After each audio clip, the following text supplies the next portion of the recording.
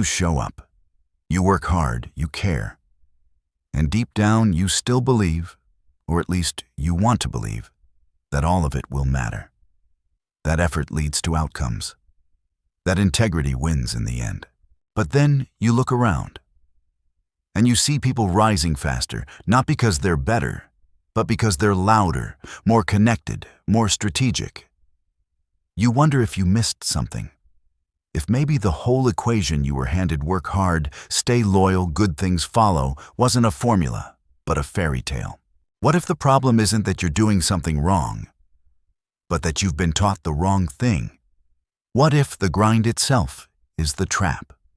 You're watching Mind See, where the mind learns to see. You work 60 hours a week.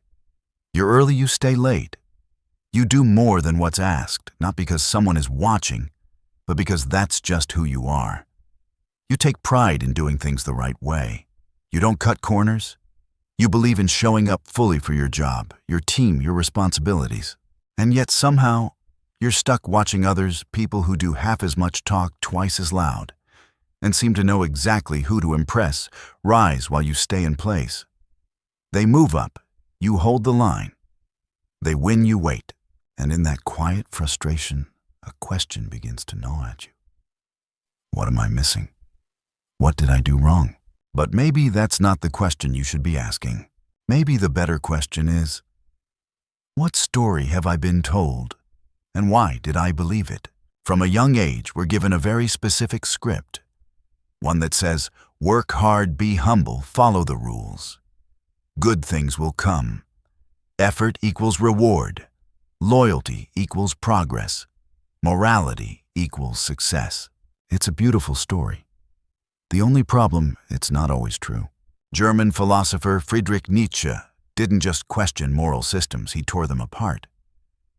He saw the stories we live by not as sacred truths, but as tools, instruments of control. He argued that the glorification of obedience, sacrifice, and self-denial wasn't some moral high ground. It was a kind of psychological trap. A system designed not to elevate the good, but to keep them in their place. According to Nietzsche, this idea of moral labor, the belief that virtue itself is a reward, is not noble. It's a form of spiritual imprisonment, a way to keep those without power focused on being good instead of becoming free. It's a hard truth to swallow, especially if you've spent your life doing the right things and hoping the world would notice. But Nietzsche's point wasn't to mock morality. It was to reveal how it's been weaponized. Because the truth is, we live in a system where outcomes are not driven by goodness. They're driven by power. And in a world like that, morality isn't the road to success. It's often the leash used to control the obedient. You've seen the pattern. The nurse, working back-to-back shifts, gets by on barely enough. The janitor, keeping the building clean, can't afford the health care it provides. The delivery driver, who keeps everything moving, can't stop to catch their breath. Meanwhile, some guy selling hustle hacks in a rented car makes more in a day than that nurse sees in a month. A YouTuber pretending to be rich ends up with sponsorships. A corporate VP who delegates every task earns 5 times what the team actually doing the work earns. That's not a glitch in the system. That is the system. Labor keeps the world turning. But labor doesn't write the rules. People who actually make things happen, who build, clean, heal, lift, deliver, rarely own the platforms they serve. They operate within a structure designed to extract value from them, but not necessarily give power back. The ones who rise the fastest. They're not always the most skilled or the most honest, but they often understand how to play the game, how to position, how to influence, how to control perception. And they're not burdened by the belief that virtue alone is enough. We've been taught that suffering is proof of moral strength, that staying quiet, pushing through, and never complaining, that these are signs of character. And maybe they are. But they're also signs of conditioning. The system doesn't just tolerate your willingness to grind. It depends on it. It praises you just enough to keep you going while rewarding something entirely different. Leverage. Because leverage scales. The nurse can only treat one person at a time. but an investor can move billions with a click. The construction worker builds a house. The executive sells hundreds with a handshake. That's the uncomfortable math. And still you're told that your virtue matters, that your sacrifice will someday be rewarded, that someday someone will see how loyal, how dependable, how irreplaceable you are. But here's what Nietzsche saw long before most were willing to admit it, that someday is often just a carrot on a stick, a way to keep the moral laborer moving in circles, never asking who's really holding the reins. This isn't a call to abandon values. It's a call to examine whose values you're living by. Because here's the real cruelty of moral labor. The more you believe in the fairness of the system, the easier you are to manage. You won't rebel. You won't negotiate. You won't ask hard questions. You'll wait. And that waiting, that quiet, loyal, hopeful waiting, is exactly what keeps the whole thing running. Not because it's working, but because you still believe it will. This belief that good things happen to good people, that your effort will eventually pay off, it didn't start with your first job or your boss or your paycheck. It started long before that. It started with cartoons, with children's books, with bedtime stories, where the honest kid gets the treasure and the bad guy always loses. It was reinforced in school: follow the rules, study hard, be nice, and everything will work out. We were handed a worldview where justice is baked into the universe. Psychologists have a name for it. They call it the just world fallacy, the belief that the world is fair by default, that effort equals results, and that outcomes match intentions. It's not just a comforting idea. It's the foundation of how many people survive disappointment. It gives us something to hold on to when we're treated unfairly, the belief that if we just keep being good, eventually it'll all balance out. But what if it doesn't? What if the system you believe in was never built to reward you? What if it was built to use you? And that's the hardest part to face, not just that you were lied to, but that you wanted the lie to be true. Because it made the world feel predictable, safe, moral, deserved. So when it doesn't pan out, when you watch people cheat and win, when you work twice as hard for half as much, you don't just feel frustrated. You feel lost, betrayed. Like the ground you were walking on was never solid to begin with. Nietzsche saw this coming. He warned that moral systems often arise not from strength, but from weakness. That what we praise as virtue is sometimes just a coping mechanism, a way to reclaim dignity when we have no real power.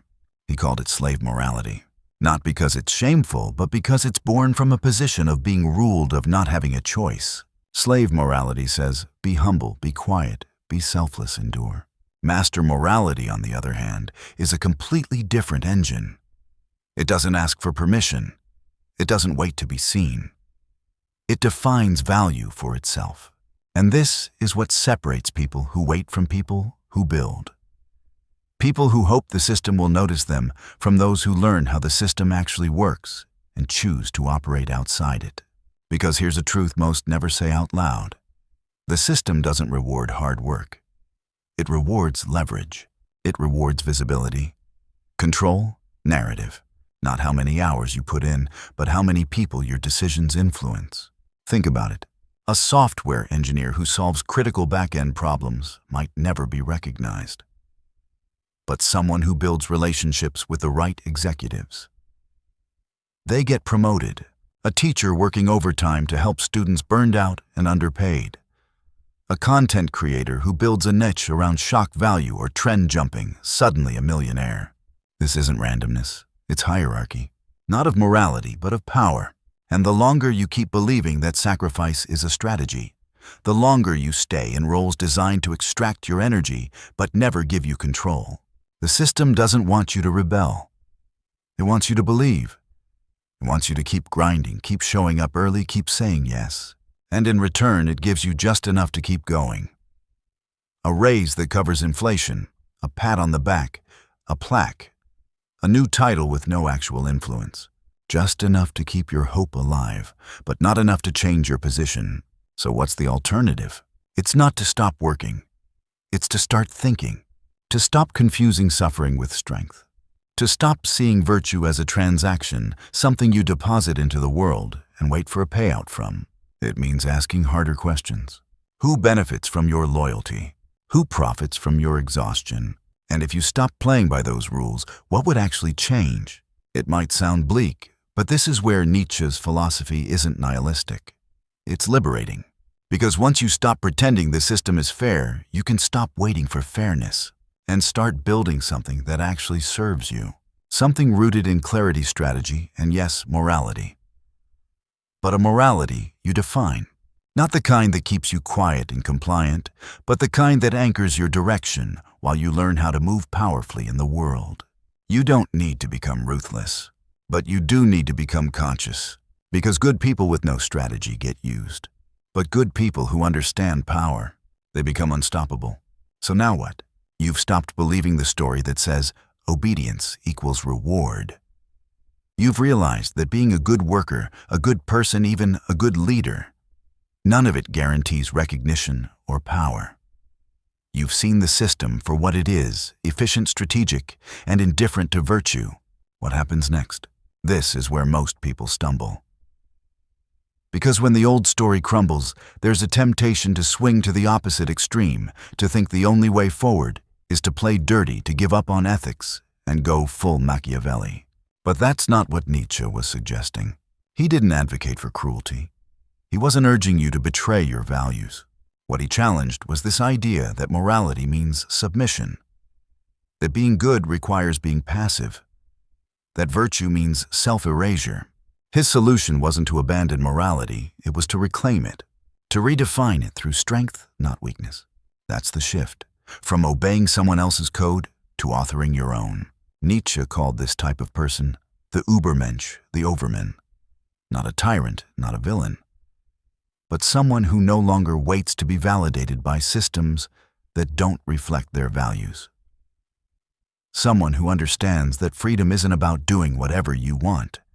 It's about doing what's true for you, even if it's uncomfortable. You've seen this before. The employee who finally stops asking for a raise and starts their own business. The creative who walks away from safe work to build something bold. The outsider who refuses to shrink themselves to fit in and ends up creating space for others to do the same. These people aren't lucky, they're awake. They stopped asking for permission. They stopped waiting for someone else to recognize their worth. And instead, they built lives that reflect that worth, whether or not anyone claps. They understand something crucial. Power isn't always about domination. It's about authorship.